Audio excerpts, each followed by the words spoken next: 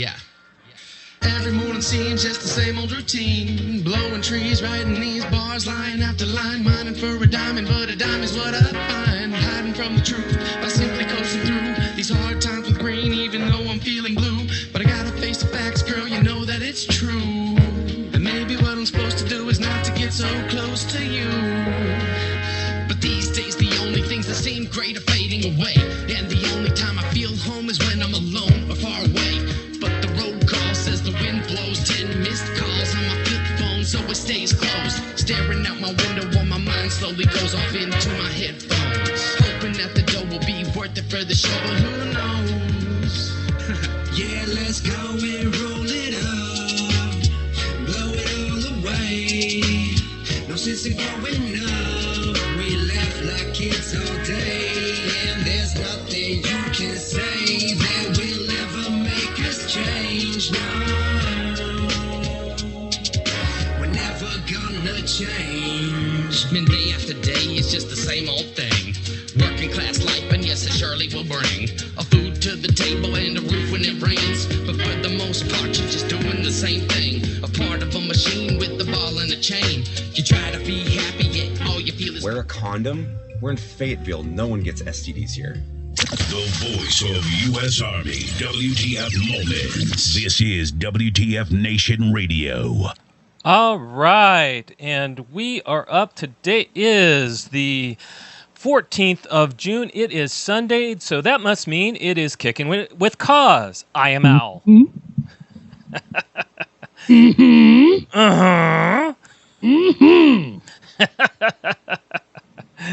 Love me some Sundays, man. You love you some Sundays? Love me some Sundays. As we slowly approach the temperature of the sun here in the great state of Texas. Oh, must be nice. It's good to come inside, crank the air conditioner, and get on the air with you and everybody here. Hey, Wallbreaker, how are you? Good to see you. Good to see you. Good to see everybody. How is everybody doing today? Got another haircut this week. Oh, wow. You're adding them up. That's my third one. This is the not counting the one that I gave myself. I fired myself and then I got a real haircut from a real stylist. Oh, wow. Nice. Okay. It's not bad. It's good. I like the way that they're doing business now. Not a lot of people are out doing that kind of stuff, and it's all appointment only. They don't. If you have like a walk-in, then they walk in, they sign in, and then they say, okay, come back at this time, and it's usually like an hour and a half later. Well, that's not bad. So there's like a lot of people sitting in their cars in the air conditioning waiting for their time slot. So you reserve a time online and you show up whenever you need to, and it's all good. That's nice. That's very nice. It's a smooth operation. I like that. There's not, you don't have a bunch of people waiting around. There's only two stylists in the whole place. So, wow. everyone's kind of staying away from each other. So yeah. Well, so I got my haircut, but of course I did it myself. Well, you're just talented. It helps when you have clippers. Or you have someone in your life that you can trust. Actually, no, I did this one all by myself. Let me see. Take off that hat. Yeah, there. Eesh. Yeah, not bad. I didn't do too bad. Looks good. Yeah. I did it all by myself and didn't cut myself and didn't leave any marks. No, Camo, not a bottle of Nair. No, I couldn't stand all the hair that was accumulating, so I had to do something about it. So no, that this week was a decent week for me. How about yourself? It was a good week. It was a short week. I got a lot done, not as much as I wanted to get done. Yeah. Got a little bit of a lazy bone the other day, so I wasted time and didn't get everything done that I wanted to. So, well, excuse me. Yes, Ja, I know what you meant. Barracks cut. This week I got out on my first weekend of camping. I finally got out. That's good. Do you do any fishing while you're out there, or do you just go out inside, enjoy the outdoors? I just go out to enjoy the outdoors. My wife would do the fishing, not me. And even she doesn't do that much of it. She just enjoys. We'll go out for walks. They've got some trails that we like to walk. It's kind of nice just to relax. It's away from everything. I mean, I barely get reception out there. You guys in our team room got to see what little reception I get. I can send pictures, and that's about it. I did, because you said, and so it begins, and then there was a couple of pictures, and then we didn't hear from you all weekend. So for all we knew, you could have been eaten by a bear. You know, riding home, I did feel like I got eaten by a bear. My RV, this year's the year of me getting a motorhome, a used motorhome, and we got it out, and I put it through its paces as far as going through repairs and everything else, and you can't anticipate everything. Nobody can. Well, we got out there, set up beautifully, beautiful, just happy with it, and then it came time to come home. And I went to start it, and the key wouldn't turn. I had to put some WD-40 into the ignition, and that's not a good sign. Well, then it did turn, and the engine came on, but my blinkers wouldn't work. My air suspension wouldn't work. A couple things wouldn't work, all of which is not a good sign. And try riding back without air suspension on a 20,000 pound weight brick going down the interstate. So this is kind of like maximum overdrive in reverse. Your motorhome decided it still wanted to camp longer. Exactly. You should have seen me coming home. I'm sitting here going like this the whole way home, and it's about a 30-minute drive. That's not too bad. No, at least no. you weren't a state away. Well, and my wife and I talked about it, and it's like at least it happened before we go on our major outing, which will be at the end of August, because then we are across the state, over mountains. And that would have been kind of like really ugly. So it was kind of okay. I don't like the fact that it happened, but at least it happened to where I could bring it into town without losing my spine. And my mechanic, I parked it and it wouldn't start again. And he said, no problem. He'll come over. He'll check out what it is. If it's what he think it is, he said he can repair it, the worst of it here, and then the rest can be done at his shop. See, what I'm thinking, it's definitely an electrical issue. Either you have a control board that's not really doing its thing. Logically, the logic isn't working on it. Or how many alternators do you have? 2 or 3. Might be one of those. He said because I had a hard time, because I had to, the fact that I had to use WD-40 on the ignition, more than likely it's actually the ignition. Because the ignition actually turns things on beyond just the engine. And he said that some of those things might have been opened up and kept open, therefore killing the relays, which will blow fuses. And so you have to replace the ignition and then the relays and the fuses. If it was fuses are cheap though. Oh yes, fuses are cheap, and so are relays actually. So yeah, you just get those little what are they, like little ice cube looking relay. Yep. So I'm not happy with it. It could have been worse though. It could have been way worse. So I just have to wait for him. He's going to show up tomorrow morning and give it a look. And he said if it's ignition, it shouldn't be too bad. He should be able to replace it fairly quickly. And then we have to see what will come on with the ignition once it's repaired and what won't. And at that point, let's start looking at fuses, relays and fuses. And buy extra. If he buys 10, get 15. Yeah. So that was an interesting time. But otherwise, I actually, it was raining all weekend. But when you have a motorhome, that doesn't bother you. Yeah, and you don't have to. You don't have. I mean, I guess the good part about having a motorhome is you're not out there setting up tents, and you're not when you decide to pack in everything, you're not packing up wet gear. You just kind of you roll you probably have a little awning that you roll up, and then you just get on the road. You get the jacks out from underneath the thing and go here's home. a nice part about motorhome. One, I normally don't put the awning out unless I put it back in. I only put it out when it's sunny. It wasn't sunny, didn't come out. Jacks are actually hydraulic, and all I have to do is squeeze a lever, and they go up. That's it. How about that? The only time I had to spend outside was to get off the blocks, because you want to level it with your tires as much as possible. Cool. And that's all I had. So it's like lazy man's camping then. Mm-hmm. Glamping, if you will.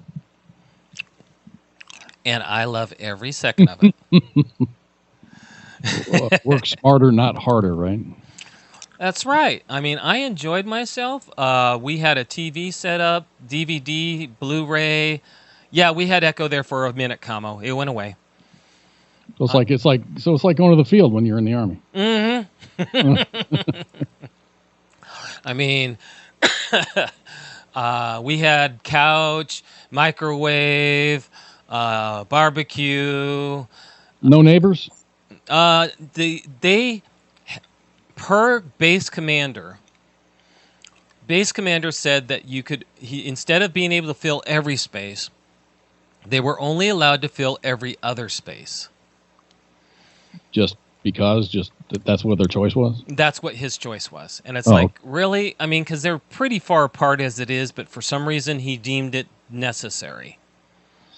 I get it. I need to keep people kind of separated. The last time I went camping, and this is a very, very long time ago, it was over a 4-day weekend. I was a soldier at Fort Hood, and me and a bunch of the guys in the barracks decided to make a trip down to the Guadalupe River, and we stayed at the Canyon Lake Recreation Area, which is the recreation area for Fort Sam. Yeah.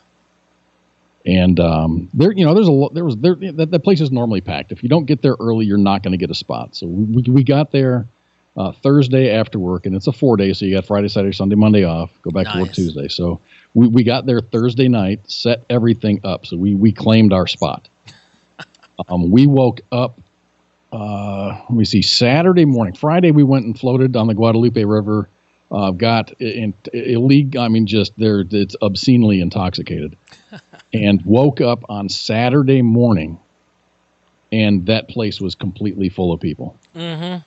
And there was a very, very, very large Mexican family that was in the campsite next to us. And when I say large, it started with like 5 or 6 people, and then 5 or 6 more people showed up, and then 10 more people showed up, and then 20. There was probably 75 to 100 people in that one camping area. I think they took up 2 camping spots. Wow. That were right next to each other. They had volleyball set up.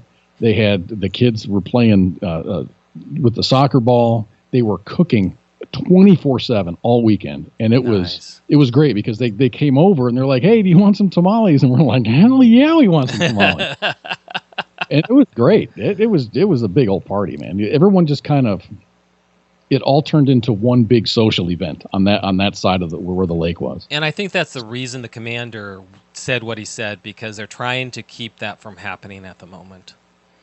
Is the whole, everybody kind of collectively, because that does happen a lot, is where we'll start having bonfires, and then everybody will kind of migrate from bonfire to bonfire.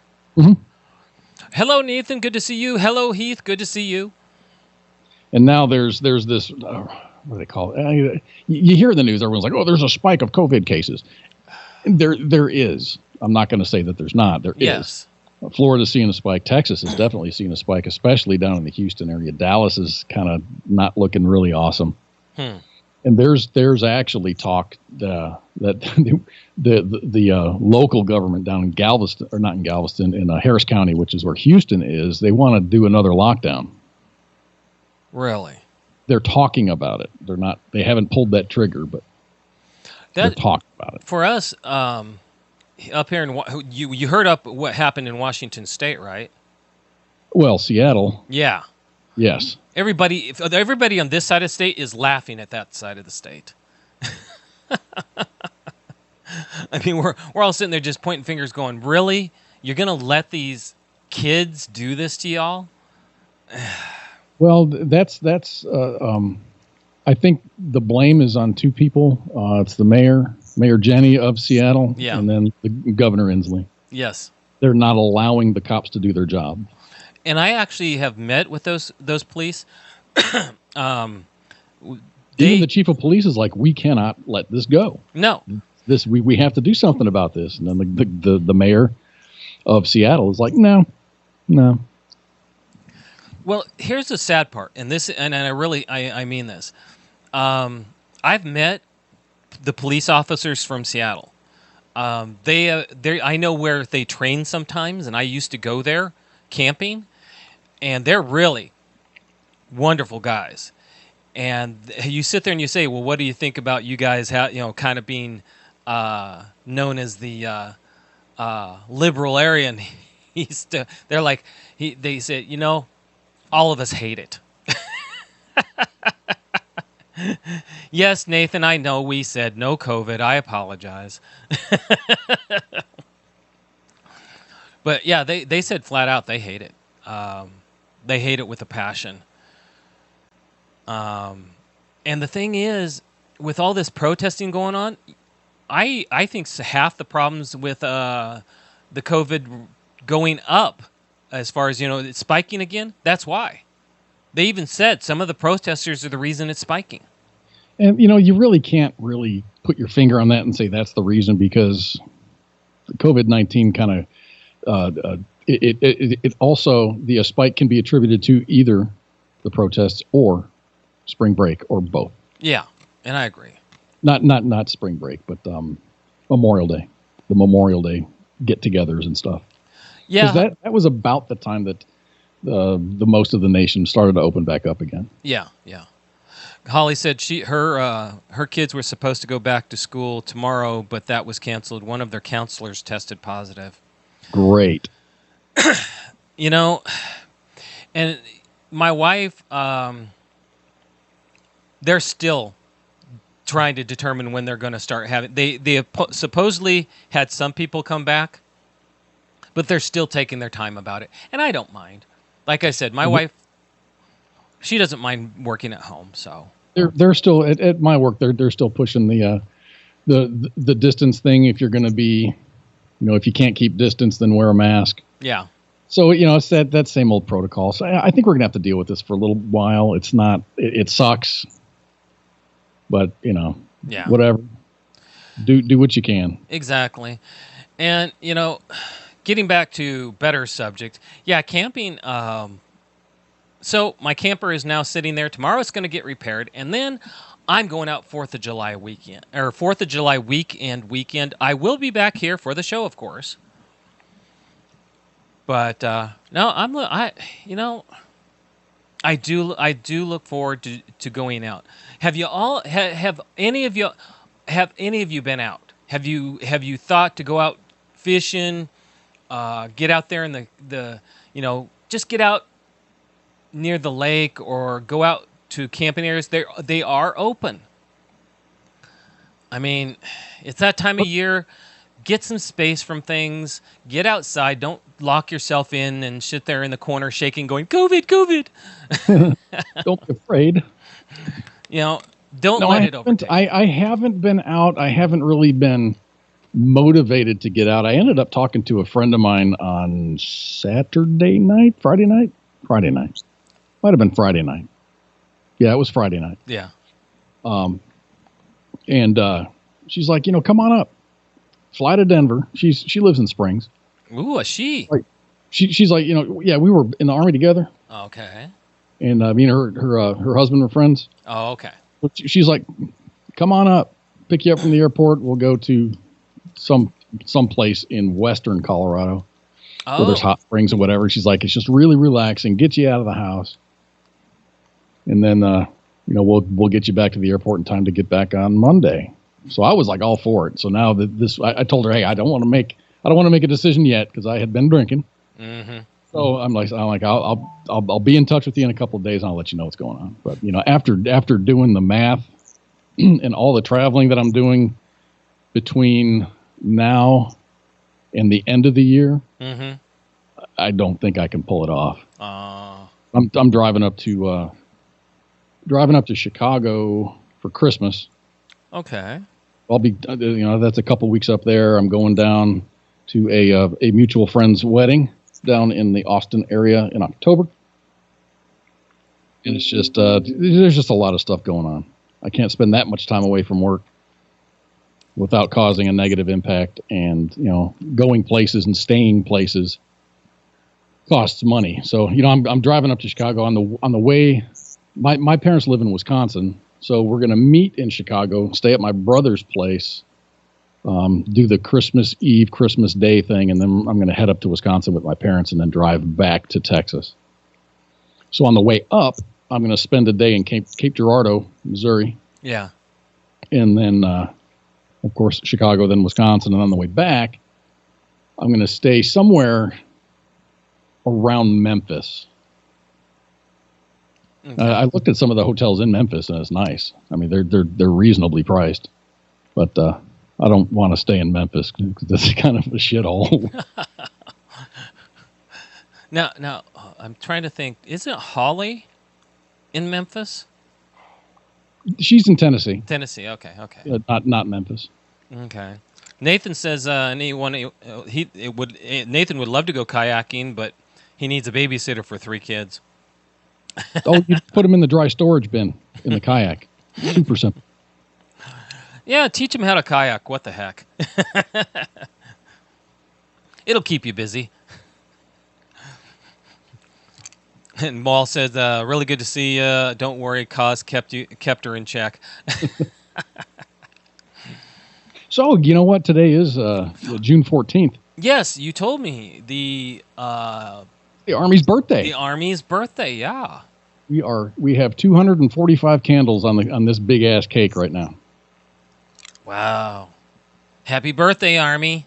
Happy birthday, Army. The Army is the oldest branch of the U.S. military, established on 14 June 1775. The oldest branch. Nearly 70% of all Medal of Honor recipients have been awarded to soldiers. 1,198 of the Army's 2,403 Medals of Honor were awarded for actions during the Civil War. Wow. Of the 20 chairmen of the Joint Chiefs of Staff, 10 have been Army soldiers. That's more than double any other branch. Yeah.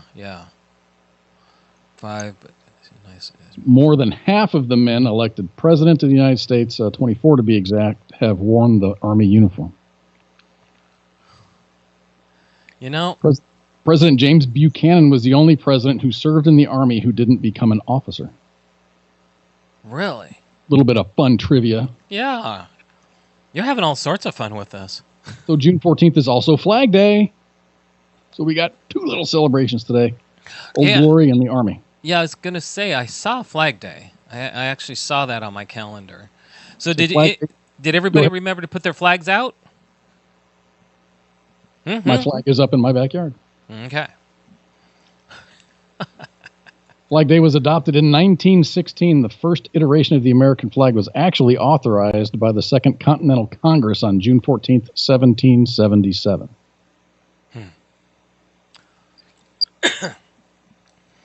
That's the only flag trivia thing I've got. The more you think about it, I mean, you and I can even compare notes, and we compare notes with others that come in who are younger. It's always interesting to think how the military has changed. You talk about the birthday of the Army. Think how much the Army has changed just over a couple of years. Even when I was in, I watched it change. And then, I mean, with you watched it. I'm sure you saw changes I mean, between uniform. Actually, I didn't. You didn't? Nope. Wow. I was in for 8 years, and I did not have one single uniform change. Even our dress uniform, we had dress blues were not mandatory. Yeah. So we just had our Class A's and then the B's, of course, and then BDUs. When I had that for the entire time I was in. When I went in, we were in. What were they? Utility, which was just the green trouser, green top, and green baseball cap. Yeah, that's the Gomer Pyle outfit. Okay. We had Class A's, Class B's, and we actually had khakis issued to us.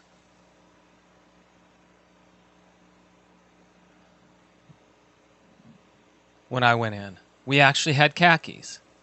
We did. There was really no changes. We drove deuce and a halves the entire time that I was in. We did go from the Cuck V to the Humvee. Yeah, that's the only vehicular type change that we had. We always had the Apache helicopter. Thinking. That's really it. There were really no big changes. There was probably small, minor changes or whatever, but there wasn't anything big. Anything you look at it from one week to the next and go, wow, that's different. Nothing like that. Yeah. See, when I within 2 years of being in, they started pushing the BDU into uniform. Khakis were fully phased out. Where are the pinks and greens coming back? That Nathan, I don't know when the pinks and greens are coming back. They keep talking about it. The Class A, the blues were also, they weren't mandatory at the time. And the Humvee had not come in yet when I first came in. You guys are just driving the either pickup truck or the Suburban, right? Yep. Or the Jeep. Oh, we didn't have the Jeep. Oh, we had the Jeep. I actually got to drive a Gamma Goat.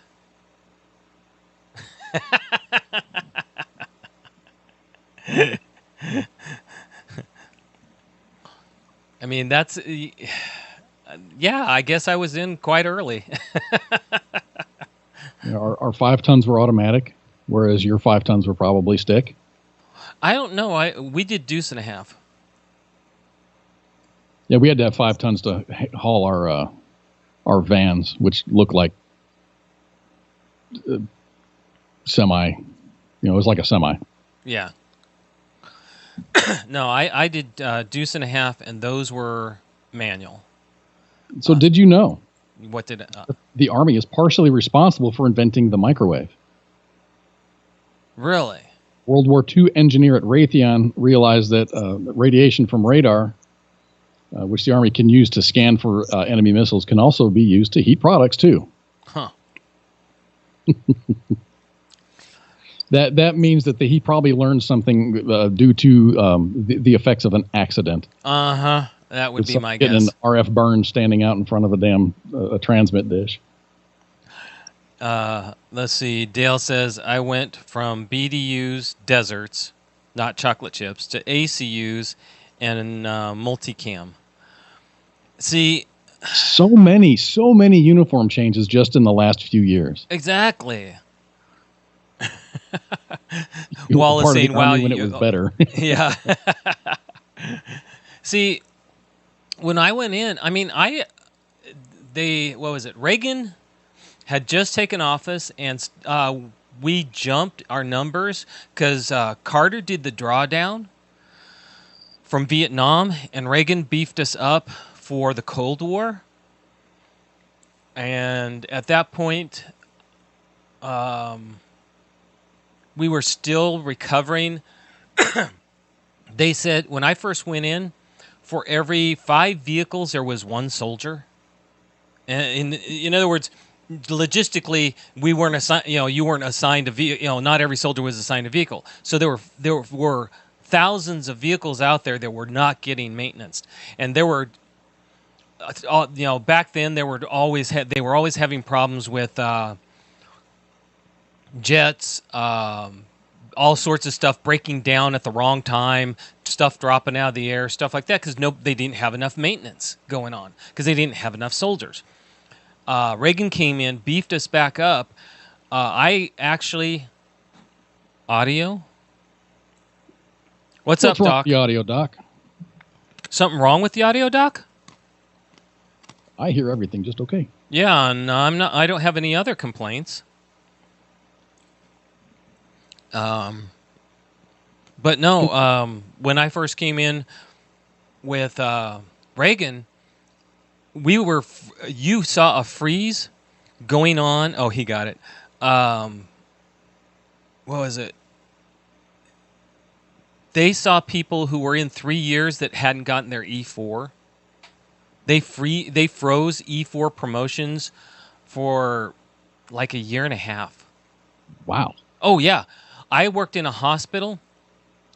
It's a whole lot of privates running around. I worked in a hospital. There were over 200 PFCs waiting for promotion.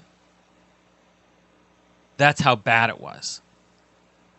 I mean, I don't know if I could do my entire enlistment as a PFC. Well, with Reagan, he finally got Congress to go ahead and put out more money. He gave us all sorts of raises, opened up more promotions, stuff like that. But that was it took quite a while. I saw people who actually got out with they didn't do anything wrong. They actually got out as PFCs. So, did you know, another fun fact, that the Army, the United States Army, was the last branch to adopt an official song? Then they declared that the Army goes rolling along as its official tune in 1956. Really? Yeah. Interesting. And the Air Force was actually a part of the Army until 1947. Yeah, so now in 2020, we got Space Force. Mm-hmm. Space Force.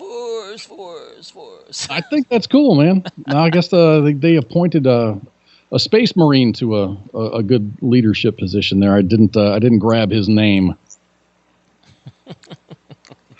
Oh, hey, I did start watching Queen of the South. How do you like it? It's really, I think it's really good. It's very violent. Yes. But the violence makes sense. I am in the second season. Oh wow, you really started it. Uh-huh. I'm to the point now where Teresa is in front of the sheriff, who she was supposed to remove so that the five the 5 leaders in Arizona would then accept her. It gets better. Mm-hmm. It really does get better. There's I just finished season 4. Oh. And there's not there's a couple of episodes that are just kind of slow. Mm-hmm. But it builds up. It reinforces the story. Oh yeah. Yeah. So it does make sense. It's just not a boring episode. It's a boring episode, but it becomes integral. It's in later on. Yeah. So yeah, right now, shoot. There's all sorts of stuff going on. I'm going to be interested. Hello, Bailey. Good to see you. I'm hoping to see. In fact, as soon as we get off, I'm going to see what happens between her and the sheriff. I'm curious. It's really good. I remember seeing the first couple seasons, and it was just I forgot when exactly I started watching Queen of the South. But I had finished season 3, and I'm like, okay, I'm going to leave this on my list. If there's ever a new season coming up, I'll get an alert. And then I was just going through my shows. And then I saw, like, the Umbrella Academy, new seasons coming up. And then I saw Queen of the South, new season coming up. I'm like, holy crap, this is awesome. And Should have wrote it down. There's a couple of them. There's a new season of something that I was watching that's coming out this Thursday. So I'm not going to get to iZombie. I know you want me to see iZombie. Yeah, come on, man. I'm kind of kicking that can down the road because there's five seasons of iZombie. Yeah. Yes. I don't want to get in the middle of an iZombie and then have another season kickoff of a series that I have actually started to watch. And for those of you that aren't watching Queen of the South, I'm not one to like drug talk, but it actually is kind of cool the way they're taking it from a point of view of a woman who ended up becoming a slave and who is working her way up, and she's trying to keep compassion as part of her the way she works. So we'll see if Koz knows, but I don't know if she manages. She carries that into the fourth season. Oh, really? Compassion, and she's very against collateral damage. Yes, she very against collateral damage. So speaking of collateral damage, oh Lord. So the riots in general have been toning down. There's that thing in Seattle, six blocks or so, 6 square blocks, called CHAZ, the Capitol Hill Autonomous Zone, but they can't even really decide on a title for their little compound there because CHAZ was the original, but now it's like CHAP or something like that. It's an CHOP, CHOP, Capitol Hill Organized Protest, CHOP. From what I'm hearing, though, they're learning some really hard lessons really quick. One of the lessons was really cool because they invited some homeless people in because they're compassionate and they care. But then the homeless people took all their food. So they put a call out there like, "Hey, we need vegan meat substitute stuff," and they had this whole laundry list of stuff that they needed: cigarettes and lighters and shirts and ice. In parentheses, the good kind. I don't know what the good kind is. Probably means like Sonic Ice. Sonic Ice is like the best. Or Chicken Express, but there's not a Chicken Express in every state, so I don't know what you all have up there. I don't either. What they have over there. You just don't know what they have over there anymore. Well, yeah, I mean, you take over an area, and then all of a sudden you're placing demands on people to start supplying you stuff. Exactly, and that's the funny part is they're like, "Oh, we need this, we need that, we need our porta potties taken care of, we need all this," and it's like, the first thing out of my mouth would have been, "What, you going to pay us reparations for all the damage you've done?" I mean, that's my problem with this whole thing. They're looting stores. They're taking what they want. They're smoking. They're doing all sorts of stuff. And they're sitting there going, now we have demands. It's like, you know what? At this point, I don't think they should give them anything. I think that they should just sit there and make them, hey, we're going to starve. Good. Now you find out what really happens in the real world. These are a bunch of little spoiled, rotten kids. That's just my opinion. I don't know who these people are. I don't know where they come from. But anyway, I was going to say the collateral damage thing. There was another police-involved shooting. Yes. Happened, I think it was Atlanta. Yesterday. I think this happened yesterday. And then last night, fire was set and there was a bunch of rioting. But the thing is, I don't think it was because of that. I think there were some demonstrations because of that. A gentleman by the name of Richard Brooks was shot and killed by a police officer. I'll get back to that in a second. But I saw a bunch of video, not just the body cam of the police officers that were contacting Mr. Brooks, but it was people that are like it was a comment. It was on Twitter. It says people are going to blame us for all of this destruction. And this lady zoomed in her phone. She was taking video of it, and there was a video of this white lady setting fire to the Wendy's. She's like, this is she's not one of us, So these are agitators. Mm-hmm. Definitely agitators, antagonists, if you will. Anyway, so the deal with Mr. Brooks, And I saw a lot of comments that are saying that they don't understand how this is a topic. If you look at all of the information that's available, well, what happened was police were called to the Wendy's that got burnt up. Yeah. Because Richard fell asleep in the drive-thru. He was intoxicated. Mm-hmm.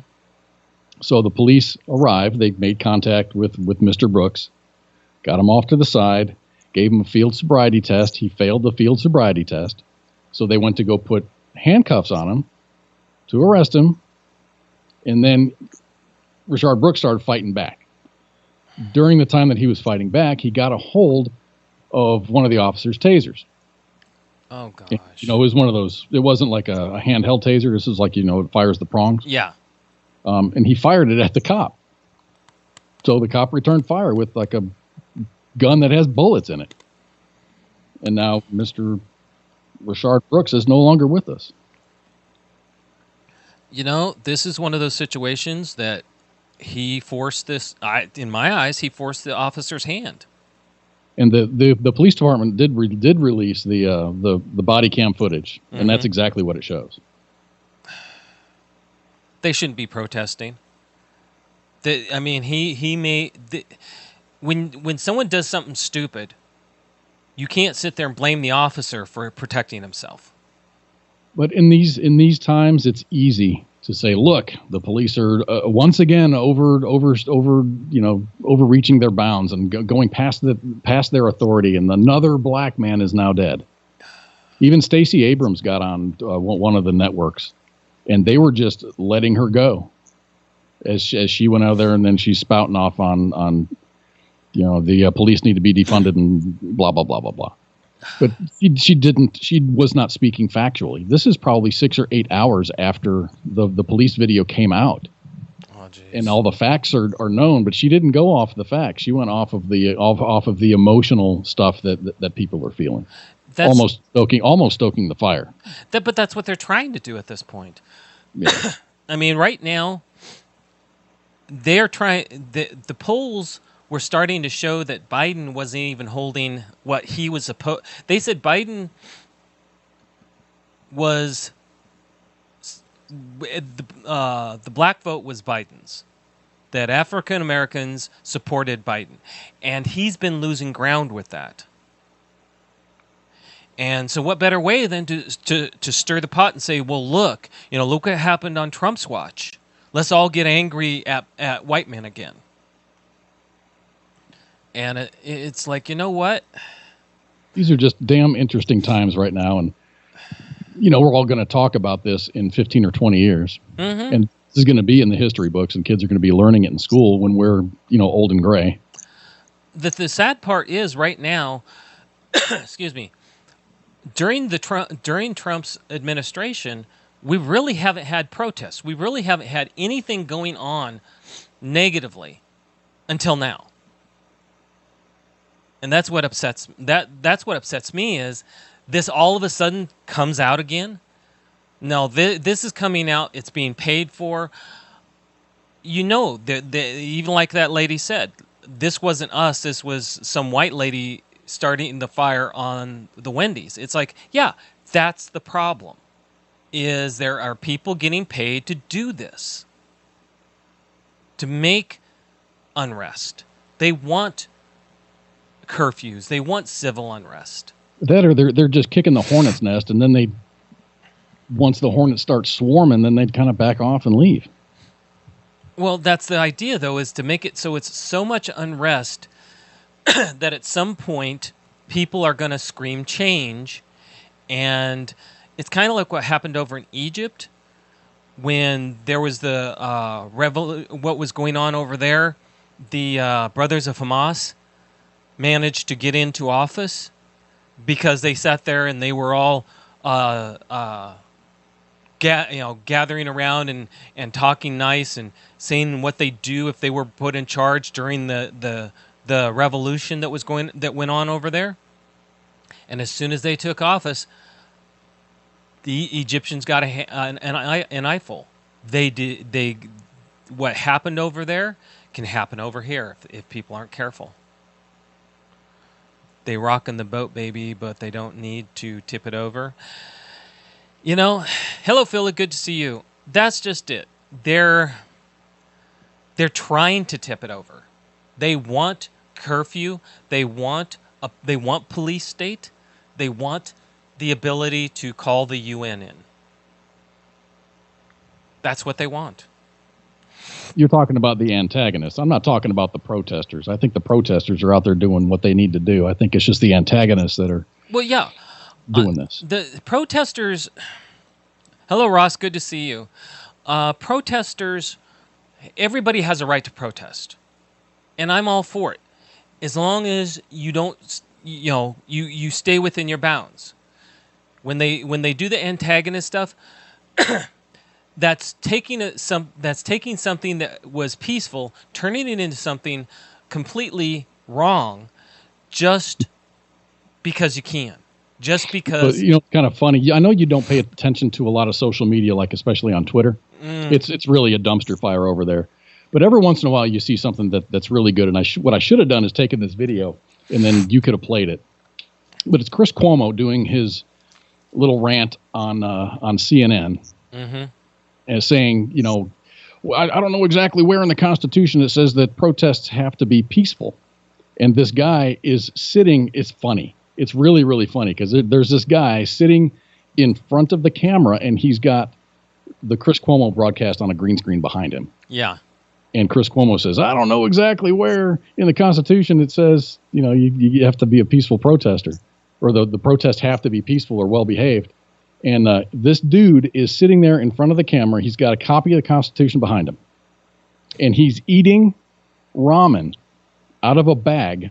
And he's like sprinkling the flavor packet on there. Mm-hmm. He's taking bites of it. So you hear him going. And he just points at the Constitution. Goes, says it right here in the Constitution. Maybe you should look it up. It was a very, very short. It might have even been a TikTok video. It was hilarious. It's making the rounds now. It was really awesome. So I don't know what was better. I don't know what was better with his comment or the fact that he was sitting out there in front of a camera eating uncooked ramen with sprinkles, sprinkling the season packet on it. I think they were both equally enjoyable. I don't doubt it. I would, if you do get a chance, send that to me. I'd love to see it, even if I'm not on air. That would be fun to look at. I will. At this point, we as veterans need to not get sucked into the crap. Here's the one thing I that bothers me. What was it? There was a general this week that apologized for what happened at a park in Washington, D.C. Was it in D.C.? Near the church, church with Trump? Where he did, yeah, yes. He didn't need to do it. And even the president said he didn't need to do it. Officers, unfortunately, went to college. And when they went to college, even if they ended up in the military, it doesn't mean that what they didn't learn in college didn't affect them. There's a lot of liberal teachers in those colleges, even in the academies. Look at that one cadet that ended up being put out because he claimed to be a communist. And at some point, he said that he learned it from one of the teachers at the academy. That there's an actual teacher at the academy that preaches communism and socialism. And it's like, this needs to stop. It really does. So there was a West Point graduation this couple days ago. Yeah. Over the week. That was cool. I like watching those. Those are really, really awesome. The graduations are usually, a lot of college graduations are pretty cool.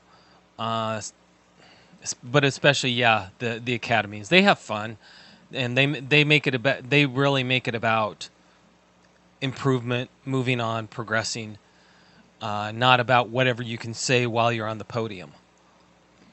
And making statements like walking up there and then flashing people, stuff like that. I like the academies for the fact that there's still some respect, although there's been questions about the Air Force Academy, unfortunately, keeping tradition, which is sad. This Friday, we're kind of all over the map as far as topics go, but we got Juneteenth. Oh, there you go. Yep. I think that's the 19th. That's on June 19th. Explain that to everybody. So when I mentioned it to you, you're like, the what? Mm-hmm. Juneteenth. It's an American holiday celebrated annually on June 19th. It commemorates June 19th, 1965, when Union General Gordon Granger read federal orders in Galveston, Texas, that all previously enslaved people in Texas were free.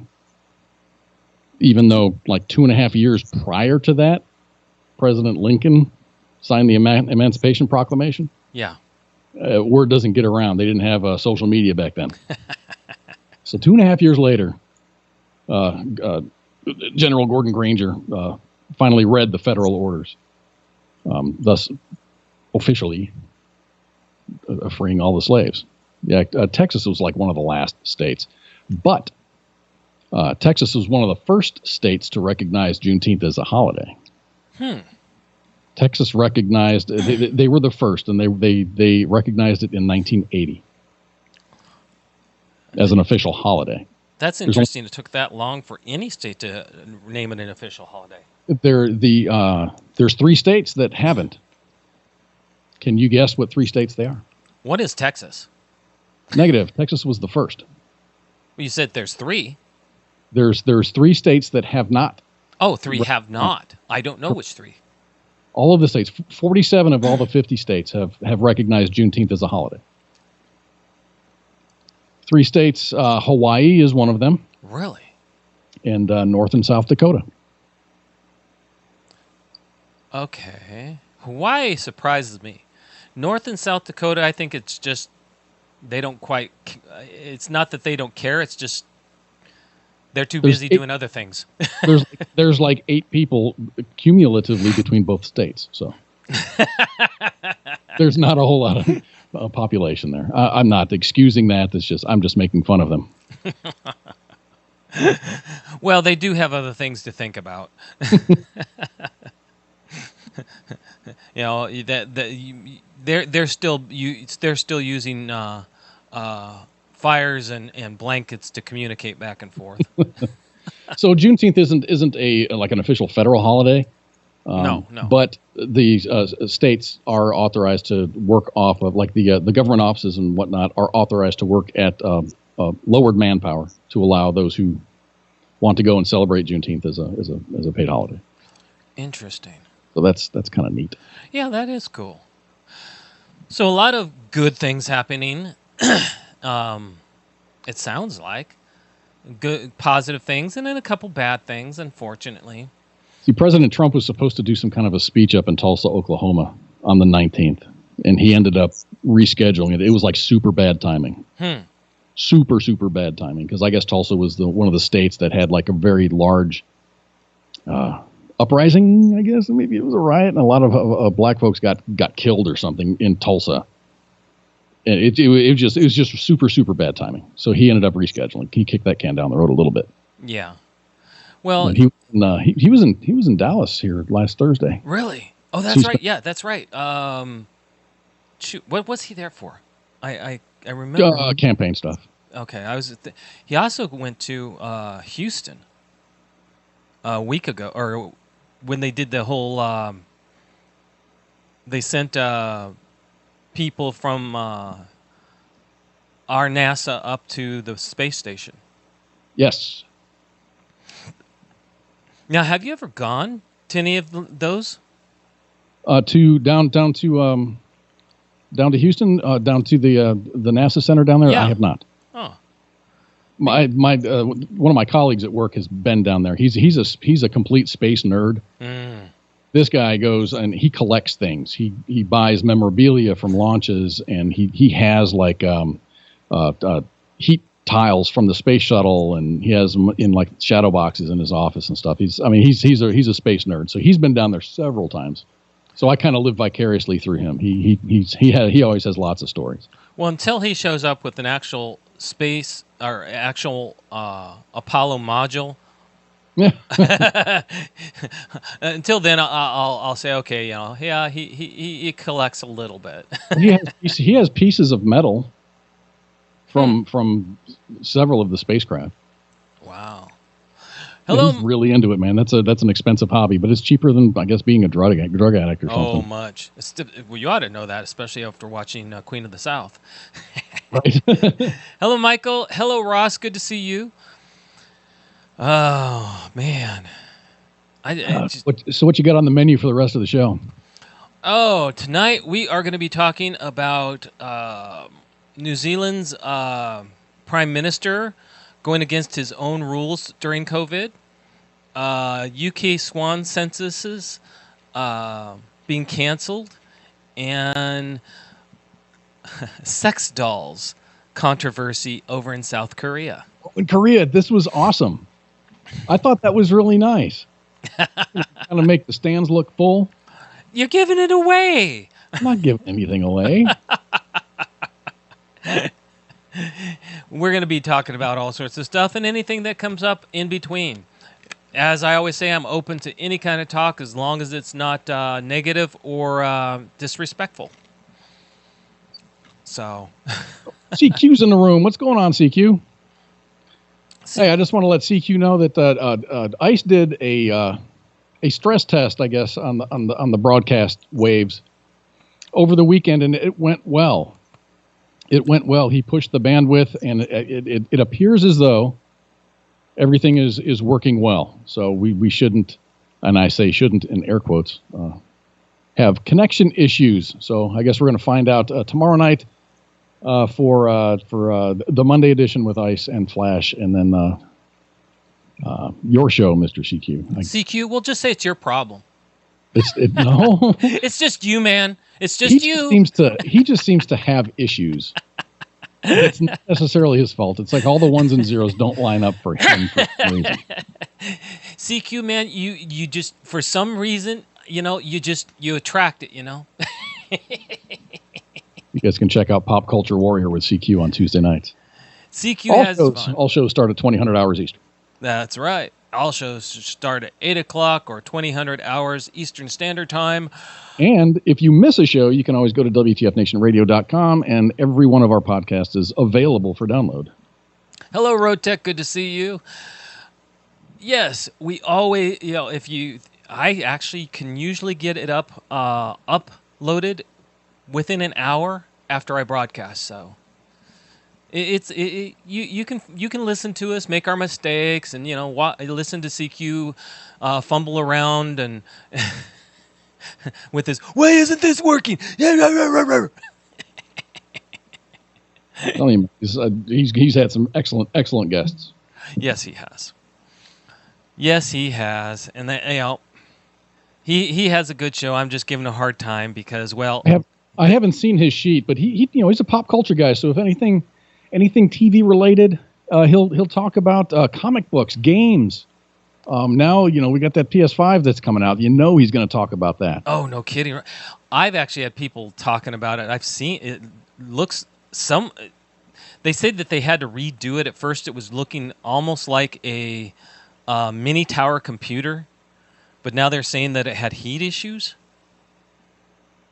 So who knows? It takes much less time to get it up. Okay, CQ. I don't know, man. I don't have any gaming consoles. The only gaming consoles I've ever owned, and this was because of my kids, is we had a Wii, we had a GameCube, and when I was a kid, we had an Atari. Oh God. So that's that right. That right there is the limit of my gaming experience. I did go to Epic Games, and I did download GTA 5. Mm-hmm. I can't get past the practice stage. I really suck at games. And I also downloaded a couple. If you go to Epic Games, they always have every month or so. They have a bunch of games that are free. Free download. Free dollars. No dollar. You just click purchase and it's $0 and then you download it. Yeah.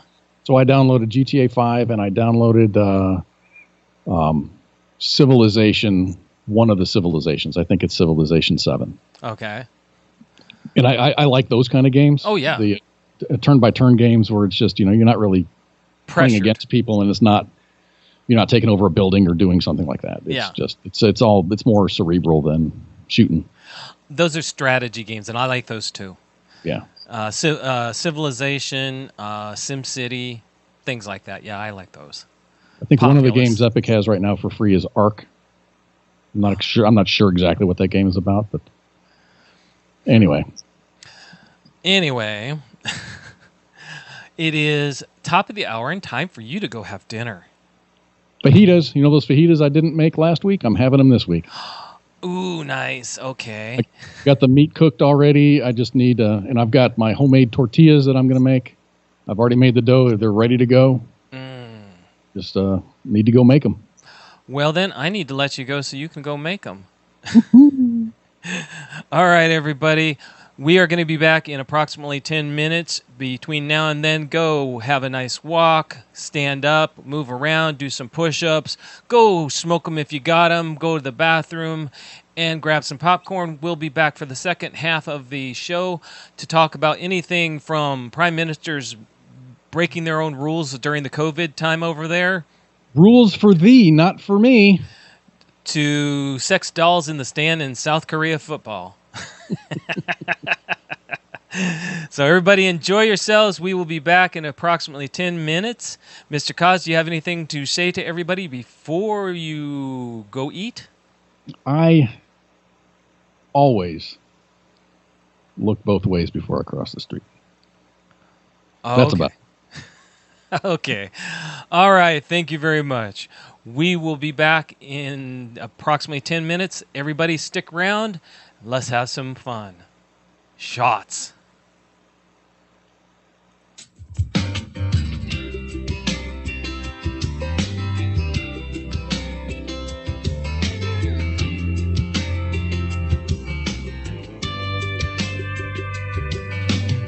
Before coffee on a Tuesday, it's already been a bad week. My girls had a couple flats, and my dishwasher sprung a leak. From the kitchen, her complaining, it just ain't cute anymore. I get the itch and starts drifting towards the great outdoors. I smell the honeysuckle blooms, I can see the red buds too. In my garage, I got rods upon the wall. I got a giant boat in the yard under a faded camo tarp. I need a reset to my spot. I hear the call. I just gone fishing. Let her know that I ain't gone.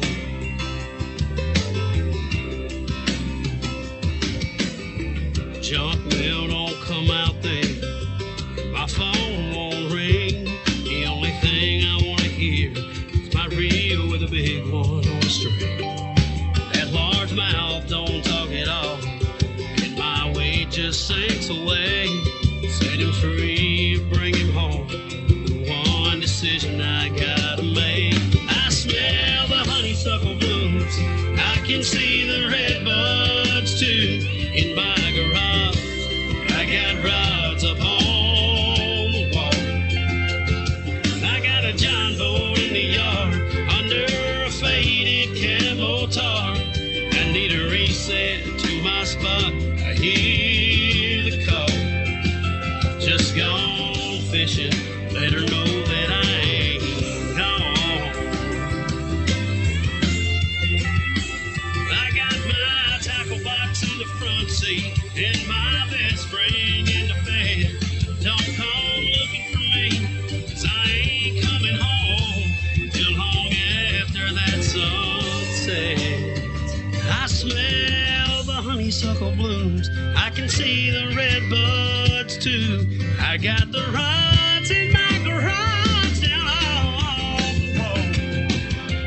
Threw my giant boat in the truck, filled my camo he said, hit my spot and he did that call. I just gone fishing, let her know that I ain't gone. No, I ain't gone messing. I've just gone fishing, let her know that I ain't gone.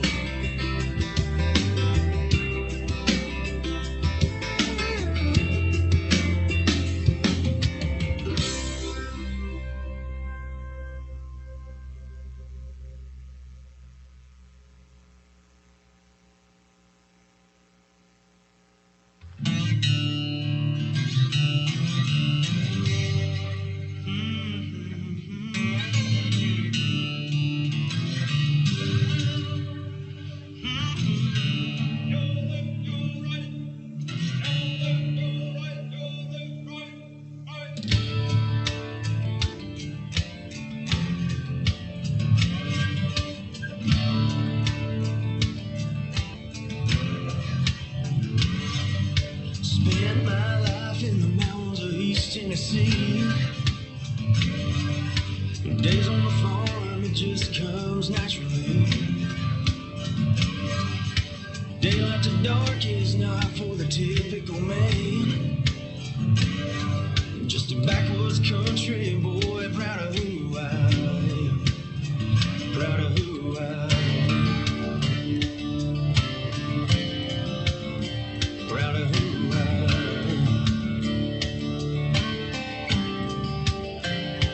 Well, this is my rifle, this is my gun. Let's get on, boys, come on and get you some.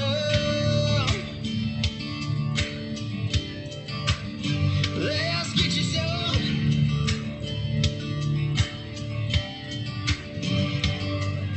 And I'll fire all my rounds downrange till the enemy hits the sand. Yes, sir, I knew exactly what I was doing when I swore to Uncle Sam. If you don't like the way I'm living, just remember that it's for you. I'm a redneck camel wearing son of a gun for the red, white, and blue. Red, white, and blue.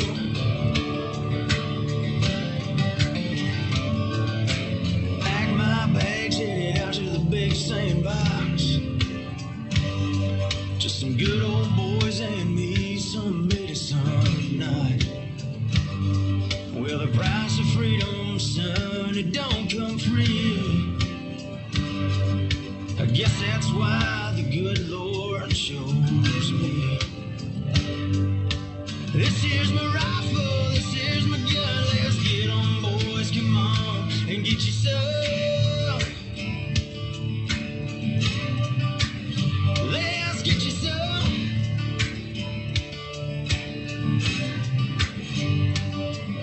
And I'll fire all my rounds downrange till the enemy hits the sand.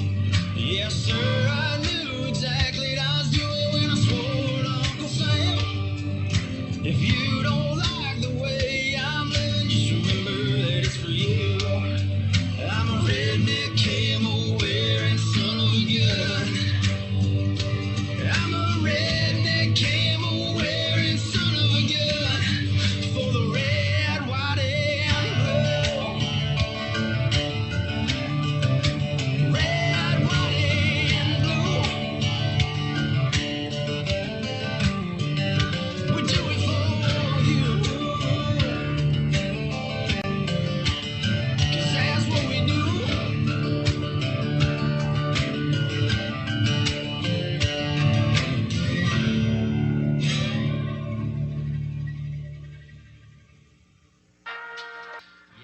Every morning seems just the same old routine. Blowing trees, writing these bars, line after line, mining for a diamond, but a dime is what I find. Hiding from the truth by simply coasting through these hard times with green, even though I'm feeling blue. But I gotta face the facts, girl, you know that it's true.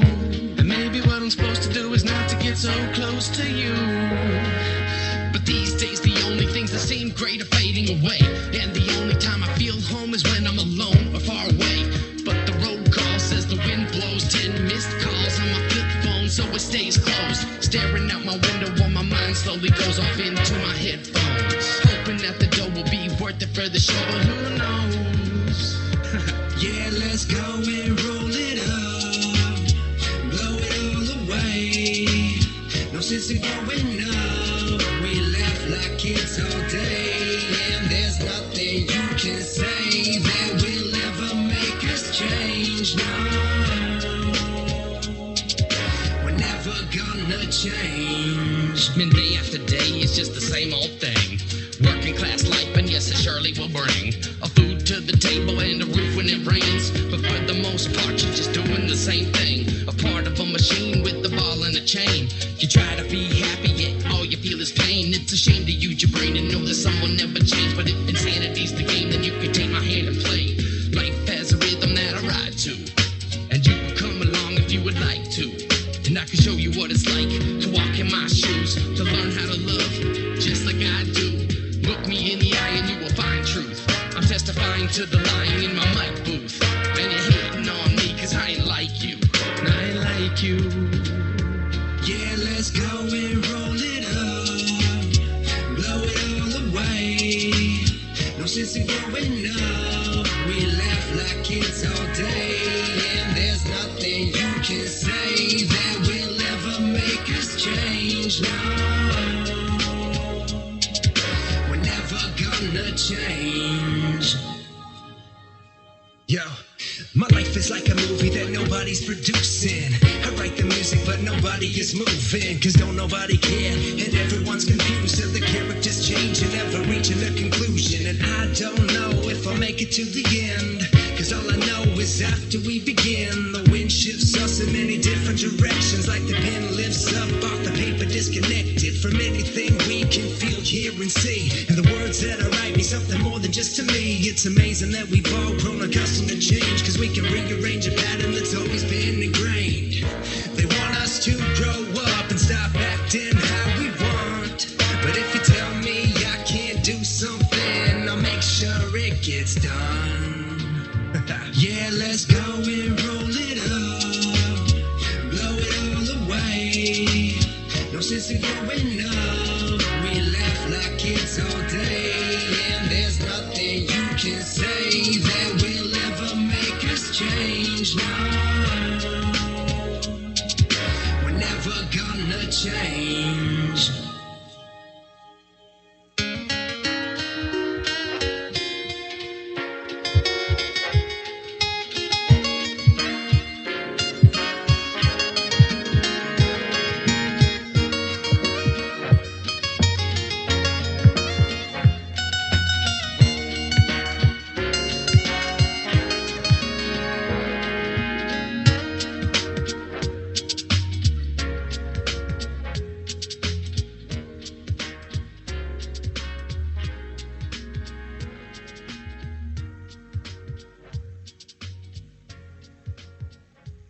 Wear a condom?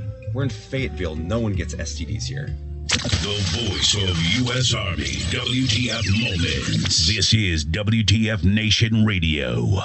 Everything stated on WTF Nation Radio is to be considered the opinion of the person that stated it, and not an official representation of WTF Nation Radio or U.S. Army WTF Moments. Price does not include tax, title, or license. Some assembly required. Each item sold separately. Batteries not included. Objects in mirror are closer than they appear. If conditions persist, contact a physician. Individual results may vary. Keep out of the reach of children. Avoid prolonged exposure to direct sunlight. Keep in a cool, dark place. And please enjoy the show. Shots. All right, everybody. We are back. Welcome, welcome. Come on in. Yes, that was one of my cats. That's my old girl. She's old. She's a 17-year-old girl. And she's rubbing up all over the place because, well, she wasn't happy that I was gone for a couple days out camping.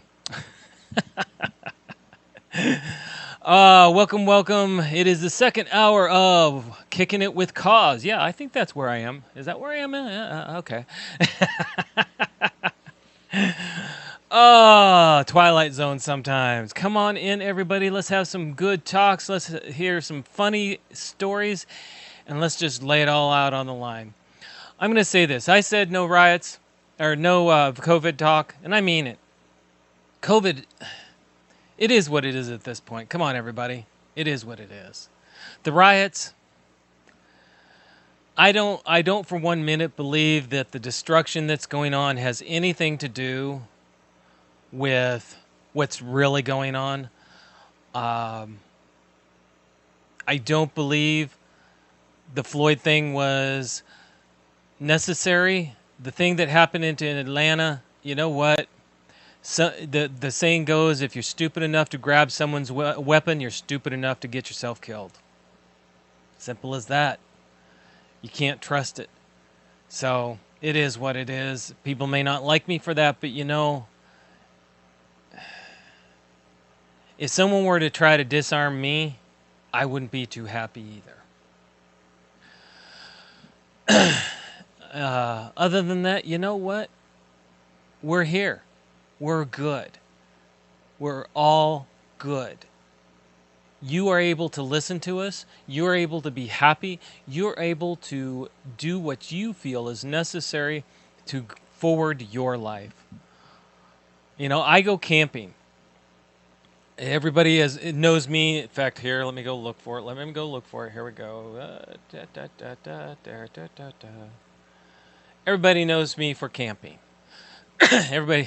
Everybody's like, wow, man, all you do is talk about camping and going out. I do that because sometimes everybody needs to be reminded, what are you doing for yourself? What are you doing to help you? Exactly, Wall. Good juju. What are you doing to remind yourself that that everything that's going on is just this moment? Because that's all it is one moment. A lot of people will sit there and get caught up in the moment and go, oh, we need to. No, we don't. Go out, go fish. Go out and go enjoy yourself. Go find something to do. Go camp. Go kayaking. Do something. Because the problem is right now, people aren't. If you get a bunch of people who've been bottled up in their houses and they're either out of work or they're not in school, what do you expect them to do?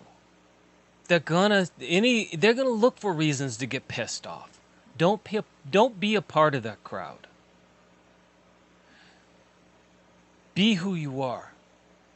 When we were in the military, the last thing we wanted was to be a part of that whole angry crowd. We wanted to just simply live our life. Let me do my thing. Let me do my job, and you guys go do what you need to do, right? Well, I think we need to remember that's who we are. The world is going through a moment. One moment. It has gone through many moments and will keep going through them, with or without us. It's our choice if we choose to participate in the world or the drama that can cause problems. Doc, anger keeps me warm. Doc, I know you got your own thing going on, and I get that. I could say I used to be an angry person because I've gone through times when I was. I just don't want to be anymore. I just decided I was always angry, and it just I didn't like it. It puts you on edge. It makes you paranoid. It makes you think in ways of hurting and hurting others. And it's just not the way that you need to be. You've done that. The military puts you on edge so you'll stay alive. But that doesn't mean you still have to be on edge. Exactly. And there are medications that do cause that. I personally have been on. I've been on them. They actually at one point had me on steroids for my inflammation. And Lord help, I had to get off them just because I would sit there and just want to grind my teeth in a chair and sit there and be angry and start ripping things apart. And that's not me, man. And yeah, well, you have a choice of being angry. Eventually, it takes too much energy. And Doc, I get that. But you need to find a way to calm yourself, to keep calm and to feel good. Because anger makes your whole body vibrate. It makes your whole self use energy. Energy you could put towards other things. I had my 4th brain surgery 2 weeks ago, and hopefully I can start to decrease. I hope you can too, Doc. I know that sucks. I know it really sucks being on your medicine, and I know it sucks going through what you've gone through. I wouldn't want to go through what you've gone through. That is not fun. It is very rough. But that's what I'm trying to say, is we need to remember that we don't have to be angry.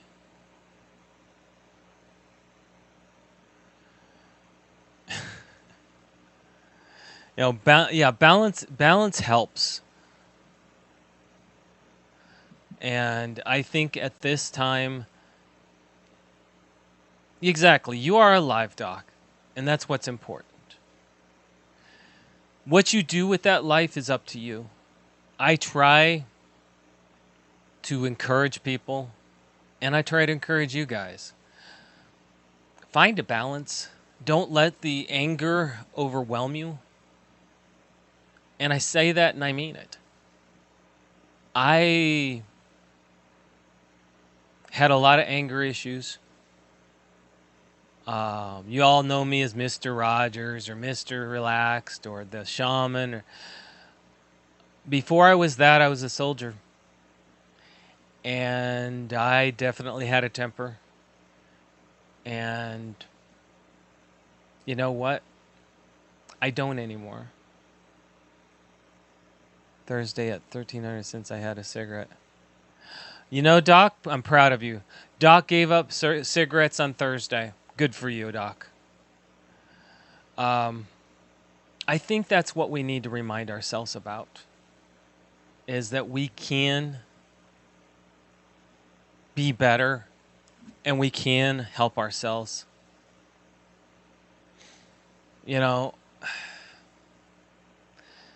I bring out stories that have nothing to do with anything other than silliness.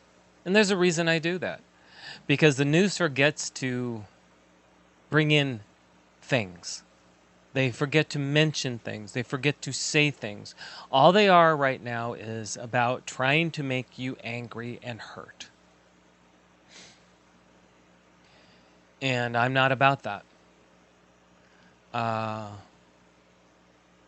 about trying to remind you that life exists beyond the 4 walls of your home. Go out and camp. Go out and fish. Go for a walk. Do something for you that is away from the technology and the anger. Do something for you. And you'll find that it gives back to you threefold. I went out this last weekend, or I was out yesterday. I was out Friday. And I got rained on. But I still enjoyed it. My wife and I had quiet time. We had peacefulness. We took a couple walks when it wasn't raining. And that's important. Just getting out and doing it. And yeah, I'm cheating. I've got a big old motorhome. But I earned that right to cheat. Exactly, Doc. Harley Davidson is a good therapist. as long as you treat Harley right. Excuse me. Do what makes you refresh, what helps you feel good. Let go of the anger, because take it from someone who knows. All anger is going to do is make you miserable, tired, and toxic. You're going to be hurtful to anything and everything around you, to where nobody's going to want to be around you, not including the people that mean a lot. So, anyway, let's get out of that. Let's start talking silliness. You know, over in New Zealand, they have a prime minister. And that prime minister set down the rules of social distancing. And he then tried to break them. In New Zealand, no one is exempt from the strict coronavirus prevention measures, not even the Prime Minister Jacinda Ardern, who was denied entry to a cafe because of his own social distancing rules. Put on 10,000 miles per year on a bike. I love it. No one can see me cry, and all my bad thoughts go out the back of my head with the breeze. Exactly, Doc. It's cleansing. Everybody needs to do it at some point, or you lose yourself. Ardern, her fiance Clark Gayford, and a group of friends were turned away from a cafe in Wellington on Saturday because it had already reached its customer limit. I have to take responsibility for this, she said. I didn't get organized and booked anywhere. You know, people, that's one thing I can say. I'm not gonna, I'm a constitutionalist. I believe, okay, our commander-in-chief is our commander-in-chief. I like the fact that he at least sticks to what he believes in.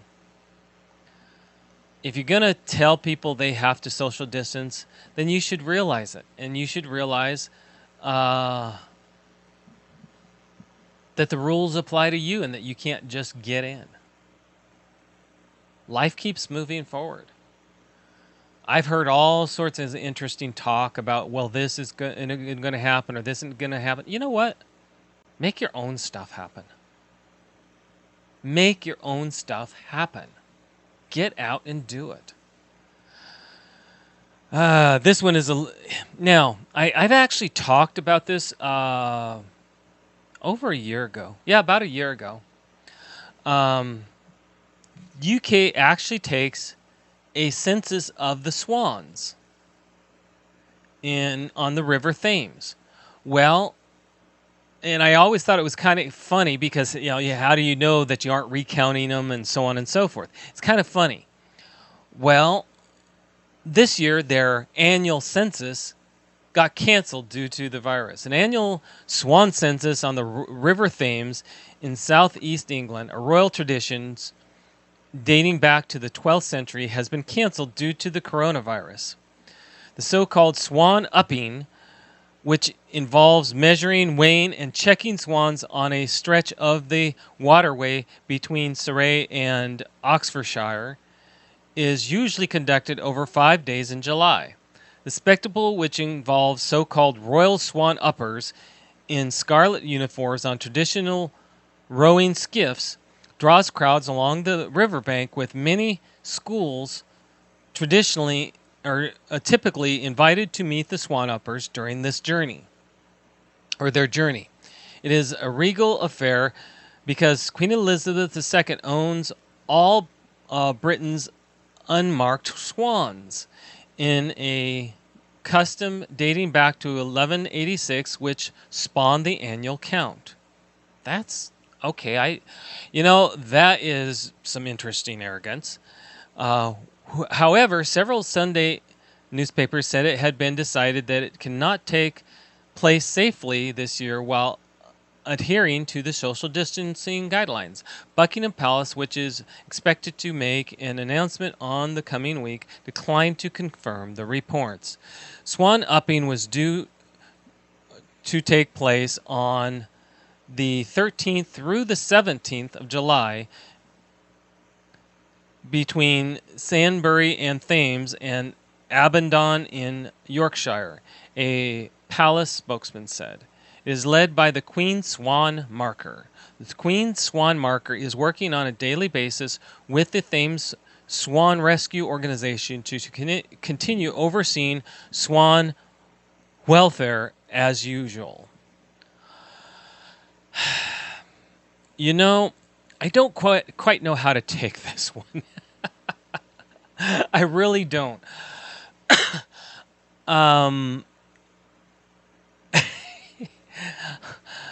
Feeling the need to get the royals involved to go check on swans, weigh them, measure them. I mean, I don't get it. Okay. Anything that's not marked is the Queen Swans. What happens if they fly to America? I don't know. I mean, jeez. I don't get it. I don't get it. To me, how can you claim a swan? Swans are free to fly anywhere they want to. I don't get it. I don't know what part of that is answering me, is answering that one, but that's just, to me, it's outrageous. It really is. Now here's a fun story. This one I love. South Korean football club sorry for X-rated sex doll controversy. Okay, I read up on this. In fact, I think I did a story a couple weeks back, or even a month or so. South Korea was filling stands for their football clubs with sex dolls, and if you put one in other words, if you owned a seat, you could actually pay someone to put a sex doll in place for you, or put up some form of sponsorship or whatever. Not sex dolls, but some form of doll.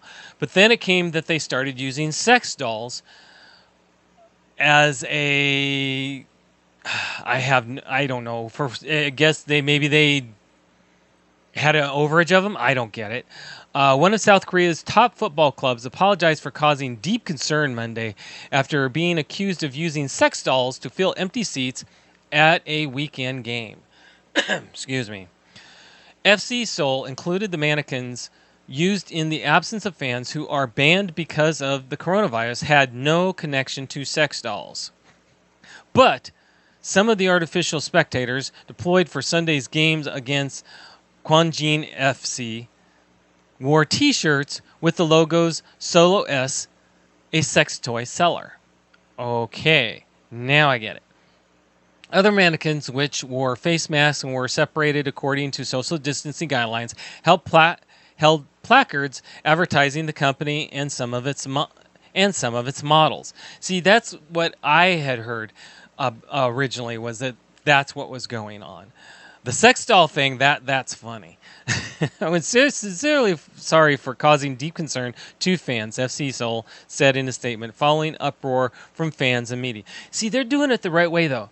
They are actually making it so that if you show up, you have to social distance, and they're televising the game more than they are anything. So the games are still going on. See, and I think that they should go ahead and quarantine the teams, and then they can actually play, and you don't have to worry about contaminating the other teams, and you can still get revenues from like pay-per-view or something like that. Exactly. Socializing and social distancing with the actual dolls, right? I mean, that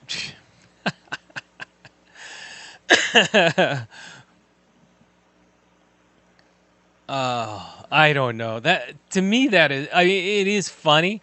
I mean, okay, so some of the mannequins were wearing the t-shirts for some of the companies that represent sex dolls. That's the controversy.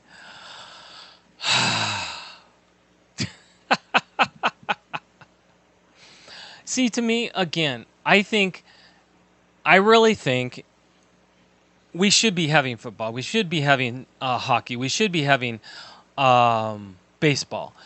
And we should make the games pay per view exclusively. And then at that point, if someone wants to if they have tickets, they can put a mannequin like these people did in the stands in their seat. I mean, why not? They bought the seats. It's their right. I think it should be allowed. The sex doll thing, come on. I've seen stupider things in graduations where kids kick around. They'll go and have a blow up doll and bounce it all around the stands. Stupid high school or college stuff. That to me, there was nothing to be concerned about. That was actually kind of funny. Oh. Now, for all of you who wonder now I bring up some COVID things because some things are interesting. I'm not going to bring that one up. Well, why not? Okay, I think I will. It's about, roses. What is it?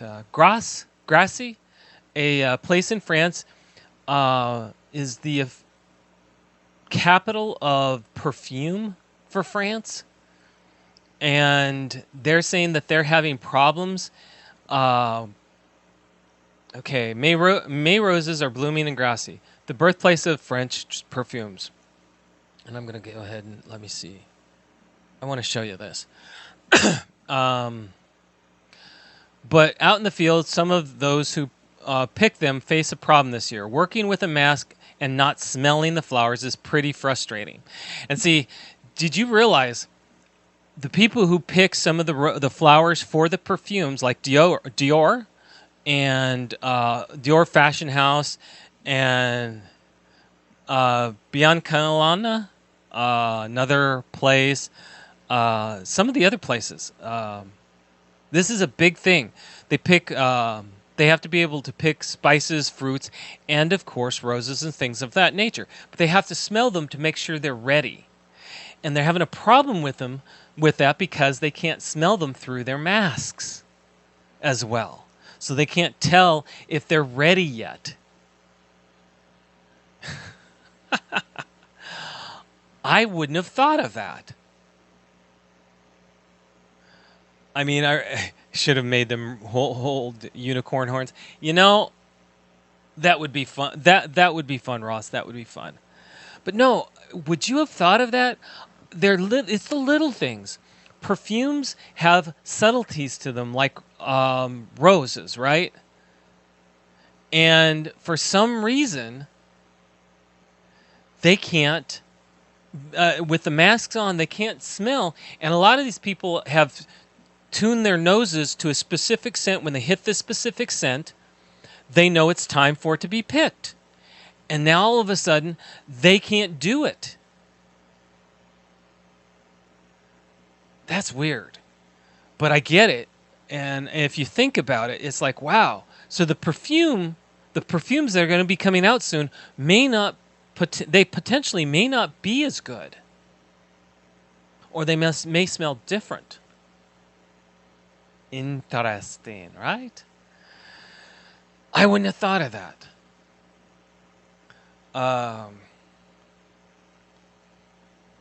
Here's a funny one.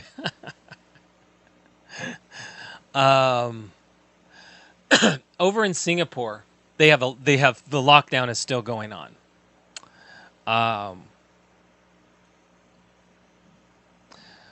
A underwear thief has admitted to breaching Singapore's strict coronavirus lockdown to sneak into a backyard and try to nick women's lingerie. Lee Chin Kin has stolen underwear from homes on at least 30 occasions since 2018, and police found more than 100 bras during a raid on his home last year, according to the courts. The 39-year-old was on bail over previous charges of underwear theft last month when he snuck out of home and climbed into a backyard on the hunt for more intimates. He was spotted by the homeowner and arrested. On Monday, he admitted in court to breaking lockdown rules by leaving his residence without a good reason and failing to wear a mask outside. Now, here's the funny part. Okay, if he had done that, would they have? What would they have charged? Would they have gone after him? So they're actually charging him for not only breaking the rules of taking women's lingerie, but nailing him for being out of his home without a mask, without a good reason to be out. Oh, thieves. You got to love them. I mean, would you have thought about that? Would you have thought about that? If you get caught... See, this is the part that I find funny with the riots, or even the protests. States are allowing it. But if you go by the rules that are set, they shouldn't be allowing it. But they're allowing it. They're giving exemptions. I find it's too funny. This would be the perfect way to say, okay, not only are we, if you can't, because with protesting, okay, fine. Again, I don't mind protesting. The problem is we do have the coronavirus. So, okay, let's be a little bit more smart about this. But then they go and they riot. And I think they should nail them, not just for rioting. They can nail every one of those people, not the ones that are just setting the fire, but every one of them around it, just for not wearing masks or social distancing. I mean, come on. They nailed a minister for it. Why don't they nail everybody else? This is my problem with this whole thing. You got to look at this, the warped side of this. Now, we've all over the life of Kicking It with Koz, we've talked about robots and bars and such. In Spain, Barbot serves contact-free beers. Seville, Spain. He may be silent and he moves mechanical, but he can pour you a pint without the slightest concern about contamination. Meet Beer Cart, the robotic barman serving beer in Seville. He made his debut when the southern city began enjoying new freedom as Spain eased a 2-month lockdown, with bars and cafes in half of the country allowed to reopen their terraces. Sitting in the middle of the bar at La Quinta Loco, which is in English the Crazy Gypsy, the giant robotic arm with a Captain Hook pincer smoothly reaches over to a dispenser, takes a plastic cup, then spins around to hold it at an angle under the tap. Gradually straighten the cup as it fills. The robot then places it on the counter for the customer to pick up. That's cool. Okay, I get it now. So it is contact free. Serving of small draft beers or kvass for just over a week in the center of Seville, the bionic barman has drawn a steady stream of both customers and curious onlookers. Spain has lost more than 27,700 people to the virus and taken a very cautious approach to lifting the lockdown, with bar and cafe terraces opening at a reduced capacity and under strict hygiene conditions. You know, if you think about it, this is actually a good workaround. I'm surprised other people haven't thought about it. I mean, if you think about it, it really is a good workaround. If it's no contact, as long as you have the person as long as it comes straight out of the dishwasher and that mechanical arm can actually pick up the glass, put it under, fill it, and then put it at the bar, it doesn't contact anybody after it's been washed. That's cool. That is actually pretty cool. Now, here's a feel-good story. And I say feel-good because it kind of gives you faith in people again. A sheriff department in the U.S. state of Virginia praised a family who turned in 2 large mail bags they found in the middle of the road, filled with nearly $1 million in cash. $1 million. Emily Shansk told local television station that her family was out driving on Saturday when they ran over one of the bags. At first, the family thought they had hit a bunch of trash. Then they found another bag in a nearby ditch. It was only after they returned home that they realized they had nearly $1 million in cash in the back of their pickup truck, wrapped in plastic inside the 2 bags. Now, oh yeah, for someone so honest and willing to give that almost $1 million back is exceptional on their part, said the department. We are proud, and they represented their county well by being so honest. It didn't. Mrs. Shant said it was the right thing to do. It didn't belong to us. Authorities said they do not know how the cash ended up in the middle of the street, but believe the money was being sent to a bank. The bags had been delivered to a post office, which this time will ensure they reach their proper destination. Now I have questions. I have really big questions here. How can you not realize that you just dropped $1 million out of your mail truck? Okay, 1. And 2, how can you not have been accountable signing-wise? You know, the minute the truck stopped, he should have, hey, dude, got my delivery? Shit. Oh, shoot. Well, no, I don't. What was in it? Dude, $1 million. Get your butt back out there and look for it. I mean, come on. That's nuts. And the fact that that family was honest enough to say, okay, here, put it in the back of our truck, it's trash. I wouldn't have gone that far, okay? Trash in the road, see it all the time. I'm not going to stop for one reason. I don't want to get hit. But they stopped. Not only did they stop, they put it in the back of their truck. And then when they got home and realized it was money and that nobody was out there, nobody really would have realized it, they didn't keep it. Good for them. That is cool.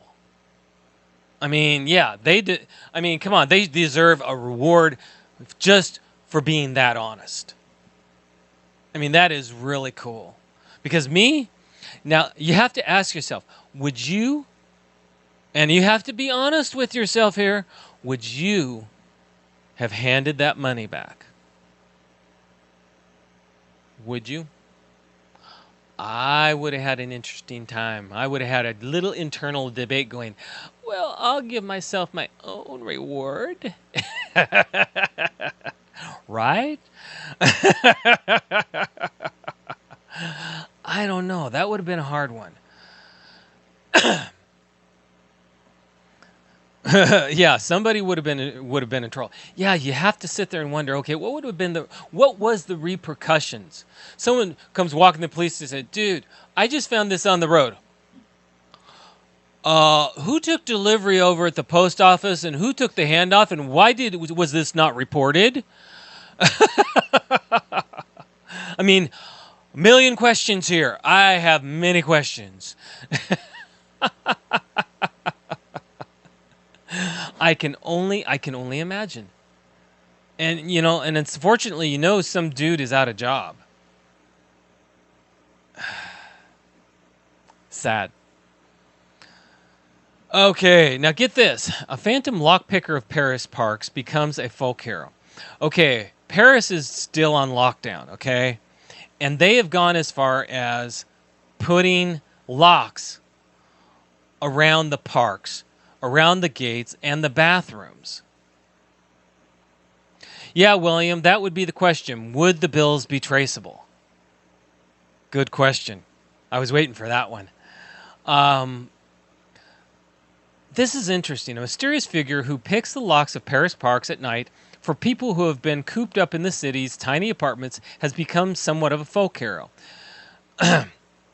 Parks have been chained up in Europe's most densely populated capital since the coronavirus lockdown began more than 8 weeks ago. Despite the city's mayor Anne Hidalgo's pleading with the government to allow them to reopen if people wore masks, ministers have been unmoved.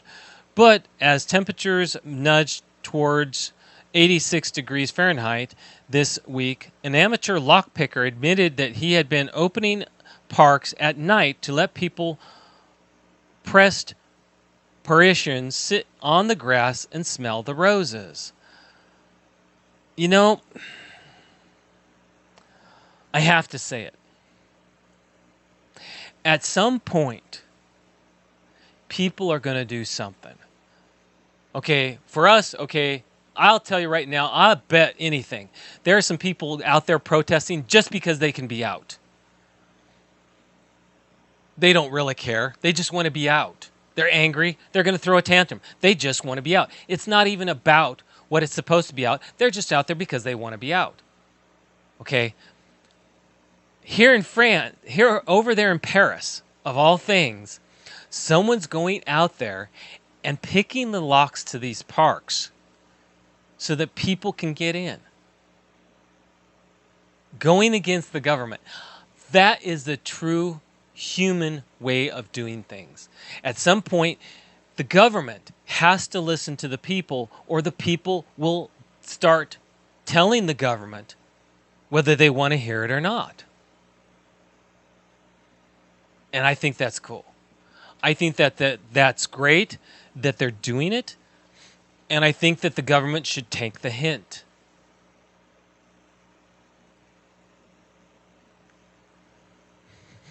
Fast food workers take the blunt of people's anger all the time. Exactly, while they do. There's a lot of people that take the blunt of people's anger, unfortunately. Here we go. Making masks from Florida's python skin. Now, I found this a little exotic. A Florida craftsman has come up with a novel way of tackling both the coronavirus pandemic and the problem of invasive pythons and iguanas that damage the state's fragile ecosystem. Years back, Florida unfortunately ended up with some reptiles that weren't supposed to be in Florida, were not native to Florida, and so now they have hunting that goes on to catch them. Someone came up with a cool way. I mean, if you look at it, look at this. They're actually making masks with snake skin. Brian Woods, the 63-year-old owner of All American Gator Products, has turned his hand to designing face masks made out of reptile skin. I took something that's very serious and turned it into a fashion statement. Woods got his inspiration from a curious source, a meme he saw of a horse wearing a woman's bra as a face mask. He asked his wife if he could borrow one of hers to test if the concept would work. He now sells python face masks on Facebook for $90. That's a lot of money. Snake hunter Amy Sue arrived at Wood's home with a giant python for skinning.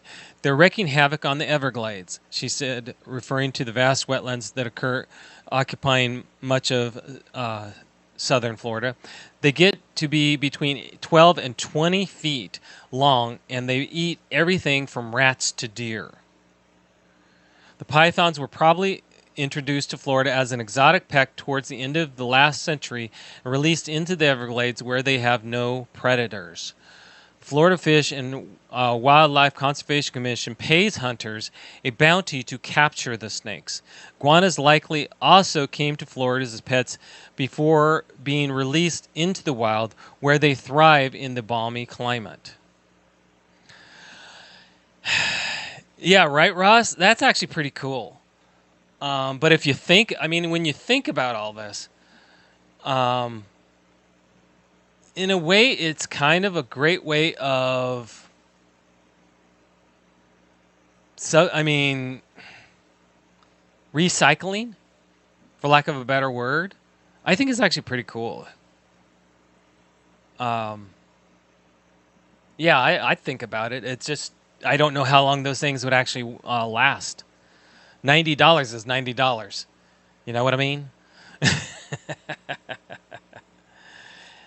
And here's one that I didn't think about. It's a conspiracy theory type thing. Britain denies virus restrictions encourage sex ban.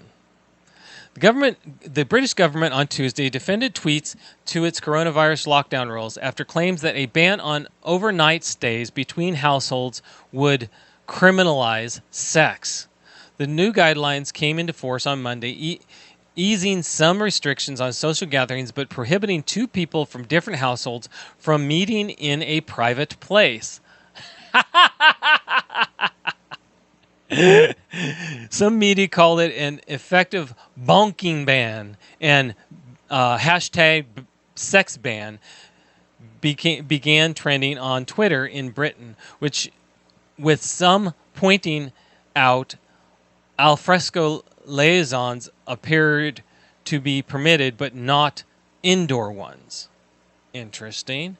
But Housing Minister Simon Clarke told LBC Radio that it was not the right characterization, and the overall aim of the measures was to protect healthcare or public health and cut infection rates.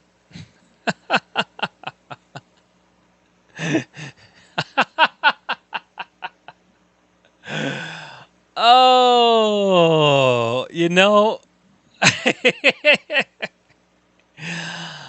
people are going to think what people are going to think, guys. That is funny. That is funny. I have to admit. It does almost sound like the government's trying to get in your business. I'm sure the people who came up with the rule didn't think that way. They're like, okay, we shouldn't allow people from one household to go to another household because they're spreading the virus. I'm sure they didn't sit there and go, so that we can make sure that people aren't boinking. They probably didn't even think that way. I mean, come on. They're just coming up with these rules. They're going, nope, we don't want this. We don't want this. We don't want this. The way people think, you gotta love it. You really do. All right, everybody, you know what? We're getting late, and I want you all to have a good week. It's getting towards the end of our hour, or second hour, and I'm going to quickly check. I think, yes, we have guests on the 25th of June, which is a Thursday. We have Command Sergeant Major Robert T. Craven. Command Sergeant Major Craven hails from Swords, Louisiana, and enlisted in the U.S. Army on March 1st, 1995, as MOS 82C. Field Artillery Surveyor, and later reclassified into MOS 13 PJ or P, Fire Direction Specialist. He will be joining ICE on Sergeant's time to talk about how he got from there to his current position as the Command Sergeant Major for the 5th Security Force Assistance Brigade out in Joint Base Lewis McChord. That's going to be our only coming guest that I have so far. We have shows. Monday, we have Monday Night Edition with Ice and Flash. Tuesdays, Pop Culture Wire with CQ and Radar. Wednesdays are our meditation or Donza days. Thursday are Sergeant's Time with Ice and Spanky. And then we have, of course, Kicking It with Koz and Owl. I'm Owl. All right, everybody. Yeah, it is that time. This week, I put it to y'all. Go out and do something. If you don't want to go camping, get out. Go do something away from the city to remind yourself that you're not a part of that chaos. That you can smile and that you can get away from all the noise, all the chatter, all the crap. You can help yourself. You are the only one who can help yourself. Make that choice. All right, everybody. It is time for me to go ahead and go. I am going to say, as I always say, keep it simple. Keep it real. And remember to smile because you just don't know who you're going to help, including your own self. Have a good rest of your week, a good rest of your evening. And remember to live your life. You earned it. All right, everybody. Good night. Love you all. Good night, Ross. Good night, Wall. Good night, everybody. Have a good rest of your evening. And we'll see you next Sunday. Enjoy. We're in Fayetteville. No one gets STDs here. The voice of U.S. Army, WTF Moments. This is WTF Nation Radio. Everything stated on WTF Nation Radio is to be considered the opinion of the person that stated it, and not an official representation of WTF Nation Radio or U.S. Army WTF Moments. Price does not include tax, title, or license. Some assembly required. Each item sold separately. Batteries not included. Objects in mirror are closer than they appear. If conditions persist, contact a physician. Individual results may vary. Keep out of the reach of children. Avoid prolonged exposure to direct sunlight. Keep in a cool, dark place. And please enjoy the show. Shots.